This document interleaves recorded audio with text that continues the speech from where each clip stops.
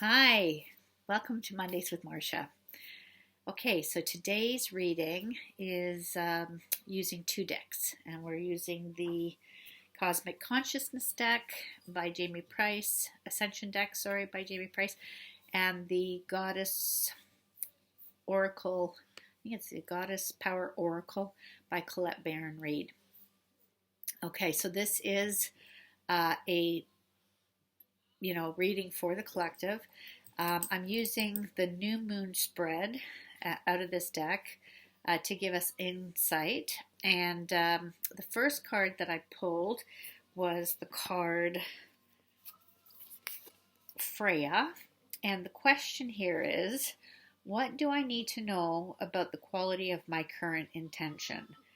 And this is 15, Freya, and the words underneath say radical acceptance. So when you see life as a battleground, you lose sight of the more easeful way to be in the world. Can you be at peace at the center of the eye of the storm? Freya is offering you radical acceptance. That there is nothing to resist right now. See the world as face value and investigate it with discernment.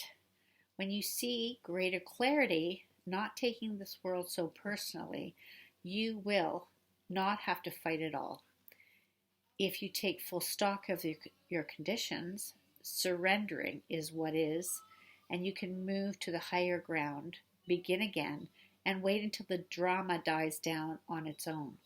This is an excellent strategy she offers in your support. The second card that was pulled was for the question, how do I co-create from the most powerful from my most empowered self? And the card pulled was 11, Demeter, nurture. So the Greek goddess of harvest and motherhood reminds us, love, gratitude, your inspiration, and your experience is meant to be shared. Your boundaries are fluid yet strong. This is a time to nurture yourself using giving and receiving methods. She asks you to trust that you are loved and supported and cared for every day and for all times, especially now. The third card, and the question is, what action do I need to take in order to ignite the magic of my intentions? I'm just going to pull this up so I can make sure I get all the cards. And this card is number 26, and it's Kali, Liberation. She is asking you to address your own shadow nature and has held you hostage to old ideas that no longer serve you, who you want to become. The victim story is so passé. Expect to succeed in life. The beauty of liberation is deep, fierce, and courageous. It rises up from the willingness to break the chain of the past in order to transform into something new. Set healthy boundaries and step into life authentically and glowing. Refuse to allow the potential of judgment of others to affect you. And when you are asking for the wisdom to live and contribute, to do no harm, and to service at their highest good of all, none of this matters. Even if you must tear down what has been built, be fierce and be loving and be willing to learn. Life will respond in miraculous ways. All right, and then the fourth card is, the question is, what do I need to do to create my highest good at this time? And I pulled 20, Hecate, the in-between. So the Greek goddess of crossroads reminds you that you are standing between what was and what will be. Sorry, I'm just bringing some stuff up because it's very difficult for me to follow. So I'm just bringing some of the text up. You're being asked to carefully choose directions of your thoughts, feelings, beliefs, and actions. Looking at your self-inventory. Bless the past for what it has provided you and release all attachments to the stories of what was. Who do you want to become? What kind of life are you prepared to live, and how will you wisely yield your power to create a new world beneficial for others, not just for yourself? And Hecate is pushing and calling you towards an answer. So say yes and step into the unknown to discover what has not been manifested. The fifth card that was pulled, and the question is, what is the potential outcome of my intentions, was number 7, Branwen, which represents forgiveness. So I'm going to just, again, scroll down a little bit.